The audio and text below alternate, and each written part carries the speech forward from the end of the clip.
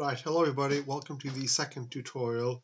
So here we are, I have the basic QGIS interface with the familiar image of the IIT Kanpur amphitheater and some buildings and field. This is a classic urban setting with a mix of built environment, green environment, and natural environment with patches of trees here. So first thing I'd like to do is correct the mistake from yesterday. Kanpur is actually in zone 44 from the UTM. So here's a good opportunity to learn something useful. If we go, I've already done this, but if we go in raster, projections, warp, you have a tool here where you can take an input file, set a source coordinate reference system, and a target, and here you could select the appropriate output. So the actual output that we should have is 32,644, right? I don't need to do this now because this has already been corrected. So this is a very, very little useful tool. You can move around projections. I think notably one of the key uses is when you download remote sensing data, which is in lat long, a lot of the quantitative computational tools will not work in geographic coordinates. So this is something that you have to reproject. So this is a very useful little tool. So now I'm going to do some classification, and actually in QGIS, despite the fact that we have these toolbox options, classification is somewhat suboptimal, and that's because QGIS is very much a standard raster GIS with good vector options. And the assumption in QGIS is that users that really want to do advanced classification are going to use GRASS GIS in its native form, and that's why it's bundled in the installation. If you've installed the latest version of QGIS, you have the bundle of GRASS, so there's no need to install anything new. So I'm going to go ahead now and I'm going to close QGIS and I'm going to start GRASS GIS. We don't need to save this. Right. Now, remember, if you want to open GRASS GIS, that it should be installed under QGIS, so don't go looking in the G's of your menu. You have to look in QGIS, and you'll see it right here, GRASS GIS 7.2. Now, the startup procedure in GRASS is somewhat specific. So, first of all, GRASS needs a database directory. You can leave this as default. Here's mine. I'm happy with that. Now, GRASS needs some specifications for the work it's going to do. You can see I've already started here, see John, but I'm going to go ahead and create something completely new for you to see how this works. So I'm going to create a new map set, and it's going to give it a location name in GRASS term, but it's just its name. So let's say tutorial 2 classification, because we are going to be talking about classification, and you can just do that twice. Right? So we're going to select an EPSG code as the spatial reference system. And in this case, I'm going to search. Remember, it's 32,644. And here we go. Next. Use the whole region. So you definitely want to apply datum transformation. So we're going to go option 1 here. Okay. And we have our new map set. Now, at this stage, do you want to set the default region extent and resolution? The best thing to do is say no, because we haven't got a raster. No. Do you want to create a new map set? We could. Tutorial 2. Okay. Right, so here's our map set. We select this, and here at this point, we have the option to start the GRASS session.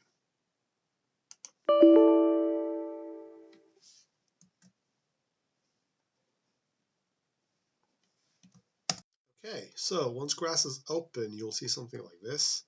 GRASS is very much a computational GIS, very strong in image processing, has a wide range of technical algorithms, and very strong vector integration as well. So the first thing we're going to do is get some very basic imagery in, and here we're much more in a kind of very much an ERDAS approach, so we need to import a raster. So import raster data, we can do it with the common import formats. So the basic settings are here. We don't need a profile, we need a file, which I'm going to browse. This is from the last tutorial, tutorial 1 georeference. Here, allow output files to override. This is always useful in the preparation if I've had some of these files already loaded. So this is something just to check if you want to have a clean workflow.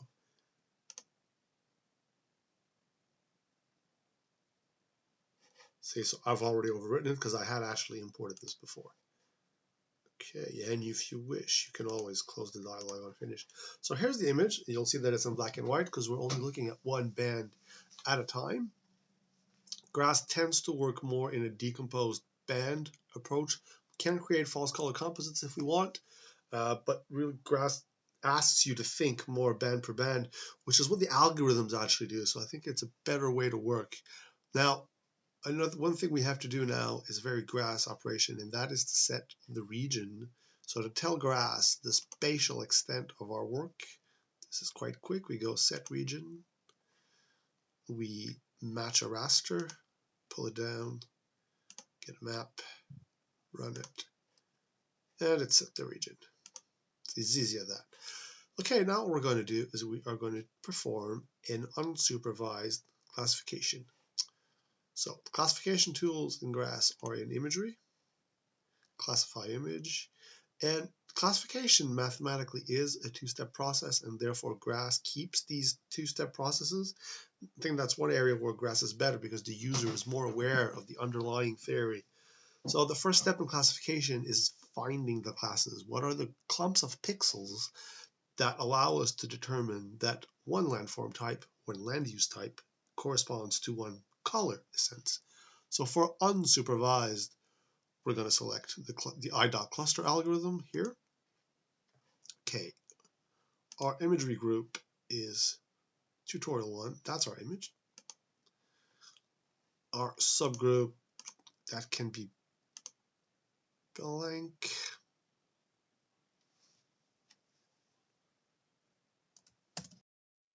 Okay, so for the subgroup, Grass wants a little subgroup, so we need to go to imagery, develop subgroups, create group. Our group objects are there. We're going to create a subgroup, and we're just going to call it IMG, and we're going to have it with all bands. Apply. Okay, right, now we can go back to our classification object, which is hiding back here. There we go. So subgroup, close it and run it again. Imagery, classify image, clustering. Right, our main image is here. Subgroup, which tells it the band set, and create. So we're going to still create signatures, but they're going to be automatic. So we're going to call it IIT sig. Right, settings, number of classes. So here's what we have to count. We have obviously one class that we're going to have to attribute to the boundary. Second class is going to be fields. We're probably going to have to merge the vegetation. As discussed in the lecture, these classes are potentially not separable. That's debatable though. But let's say 2 classes for the greenery. So that's one class for both greenery. So that's 1, 2. Could try to separate the roads from the buildings. So let's say 3, although that's looking unlikely if you see their grays are very similar. So let's just say 1 class for the edge, 1 class for the greenery, and 1 class for the man-made artificial objects. Let's see how that works out. So that only takes us to 3. For a learning process, it's fine. Minimum number of pixels. Now this is a very high resolution image. We only have 3 classes, so this should be fine. And from here, you should be able to run this. It has finished, right? And now the process of actually producing the classification is quite simple. We go to classify. We're going to use a maximum likelihood classifier, which is the most common one. And here all we do, again, we re-identify the image and its subgroup. Signature file should be there. There it is. and the map to map. So IITK unsuper. IITK unsuper class, and we run it. There we go. That's a very basic classification that worked quite effectively. We've talked about errors in the class. Actually, interestingly enough, with only 3 class boundaries, the field was quite heavily confused. So any worn out grass ended up being confounded with the vegetation. And that's something we can look to work on as we develop more advanced classification methods. So that was unsupervised classification in grass, reasonably straightforward. Okay, we're back now. Let's do supervised classification. So for supervised classification, of course, we need to establish a training set. Now the new version of GRASS 7.2 has quite an exceptional interface for this. So we've got classification, interactive input for supervised classification. So we get an interface like this, which we can maximize to be visible. So this interface has all we need to create a signature set for supervised classification. So we're going to begin by adding our maps, and you can add multiple. So let's add all 3 bands separately. There's no limit to this. Right? I can actually add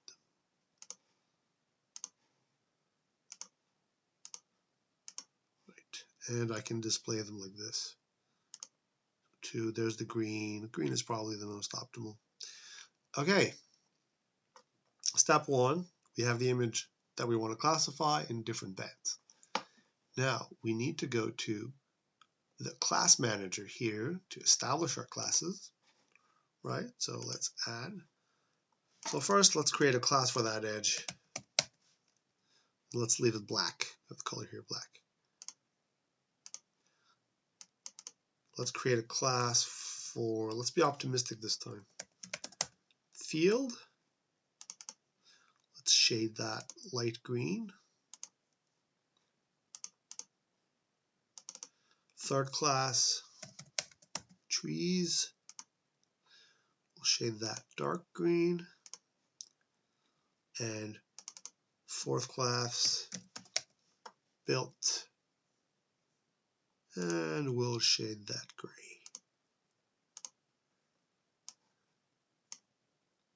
That should be reasonably interesting. Oh, of course, let's add the pool,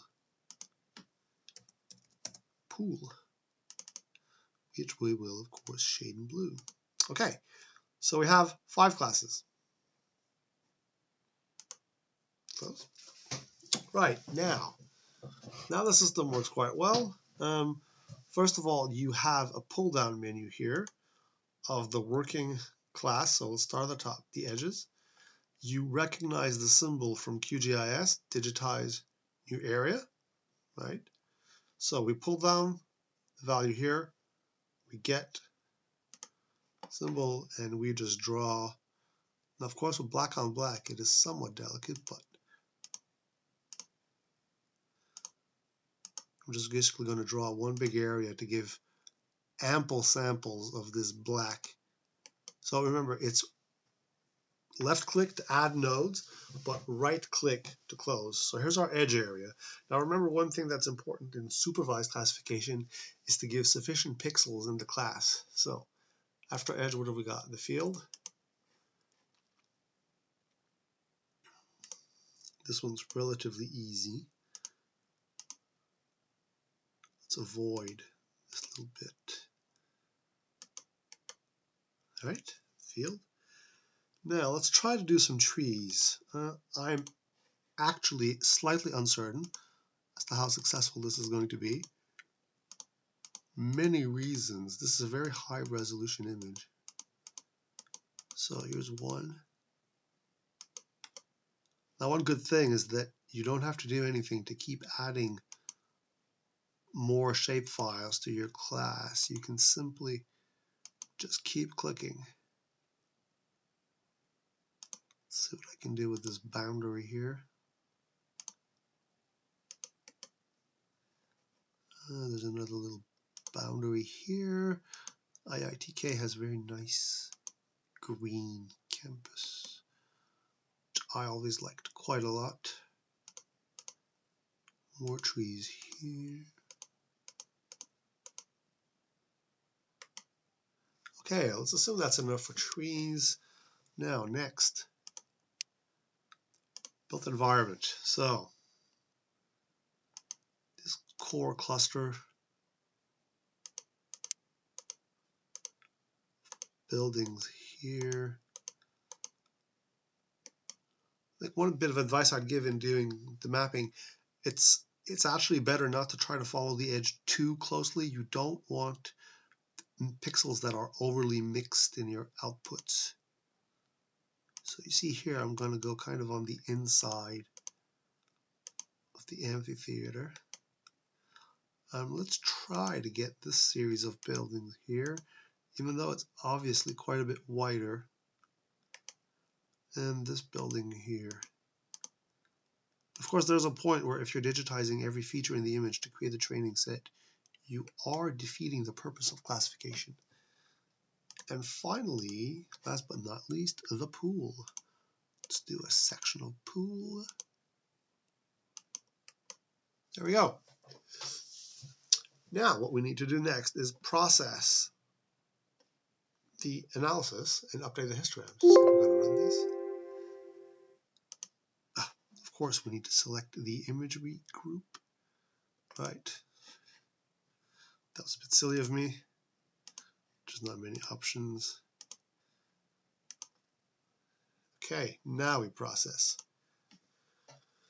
This might take a few moments depending on your computer. See, mine is grinding a little bit. There we go. Oh dear. Now, that we can plot here. So histograms. Now, this often doesn't display well, and what I do is there you go. There we go. So we did have a slight of a display glitch, and what I have had that before. It depends on your graphics card. So it does that on my computer, and what you do is you resize the windows.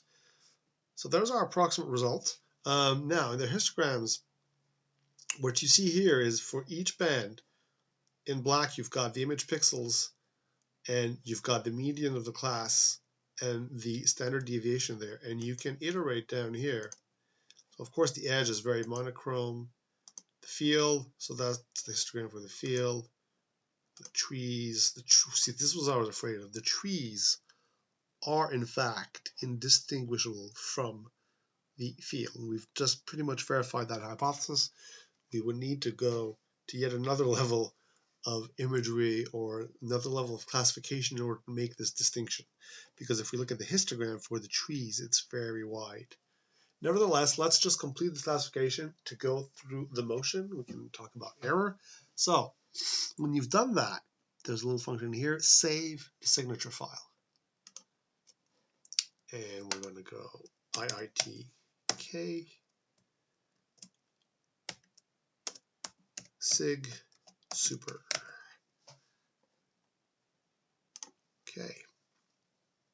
And we're done. We could, of course, we've discussed this, right? Working with high resolution imagery, it's extremely difficult to classify, but it's visually easy. So there are pitfalls, and you need to have recourse to more advanced methods, which is going to be the final classification tutorial on object-based image analysis, which again is going to be in GRASS.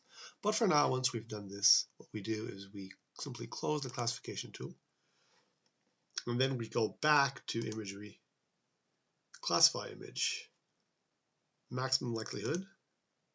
Same process, we define our image groups. Now, containing the signatures, we now have two. So the first one is the one I did with unsupervised classification, and here's our supervised result. TK / super. we can be sure it adds the map into the layer tree, and off we go. So the edge is always problematic. So this is what we get. Well, it's not bad, is it? So if we look at the classes, so what have we got? So here's the query raster, the query button. Now if I hit this, see what I get? I get a little dialog which tells me the value. So this is field. It almost didn't. These are the trees.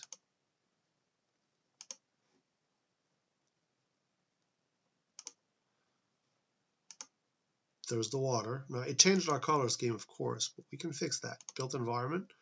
Roads have been recognized as built. This tennis court. This is lawn, however. Some areas of lawn have been misidentified. That is actually a little fountain. So there are the slight errors that we would expect. However, the lines have actually been identified as built. So this is not a bad result. One thing we could have done, there's a problem with the edge, which has been confused with trees, which is probably just because trees are dark and that edge matrix. Oddly enough, having a classification which has got standard deviation, classification object which has a standard deviation of 0, so where all the pixels are the same, creates instabilities. So there are ways around this, but it would be better not to have an edge. So this is something just to be aware about when you work with these images that have these edges that are a common result of cropping operations. So at that, now if we would like to, we could recolor this. There are tools, raster. There are reclassification tools. We can classify image.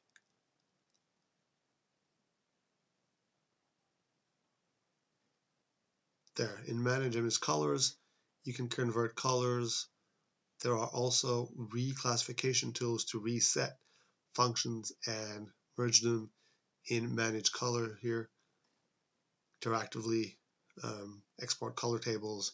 You can change this, but at this point you can still produce the analysis.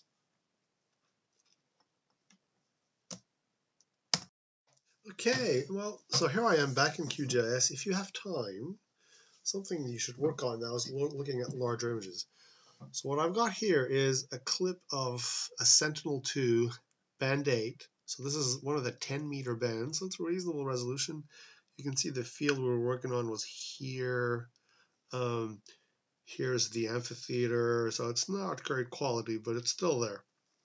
Now, one of the things I did is, of course, the Sentinel tiles are huge, and you can clip these down with a raster extraction clipper.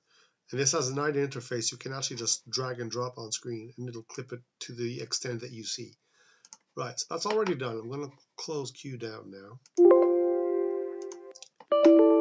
Yes, Q does this. Right, so you see I've already got GrassGIS open. I've been doing a bit of searching. So here's the images. I've got band 8, band 4, and band 3 input into Grass.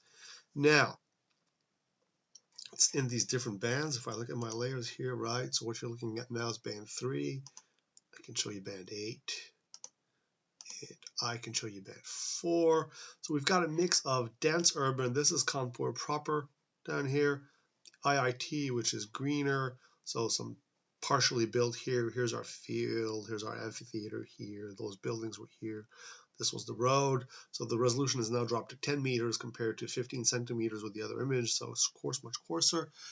Now, we're going to create a color composite first. Now, one of the things that I haven't shown you yet is the command line mode of Grass. So if I just type, so there are command families. So R dot is for raster operations, V dot is for vector operations, I dot is for image operations, etc. So I'm going to do a raster operation now, a composite, and actually you see Q offers me, and then I could actually enter parameters right on the line, but if I'm feeling a bit lazy, I'll just hit enter twice. It's too many, I was a bit too keen there, and we get a command interface. So name of the raster map to be used for red, and I've got my 3 bands here. Let's create a 348 false color. Green, state and name. So let's just call this S2 false. There we go. So there's our frost color composite. Of course, the colors have nothing to do with reality, but it kind of makes a difference between dense urban and lighter urban and some vegetated areas. Right. Now, of course, we could hopefully run this through a classification algorithm. Allow me to open up. Let's go straight to supervised. Okay, so here's the unsupervised result, which I did quickly. And we can look at the supervised result in class if there's time. Hopefully some of you will get to that point, but we can discuss that when we're there. Thank you.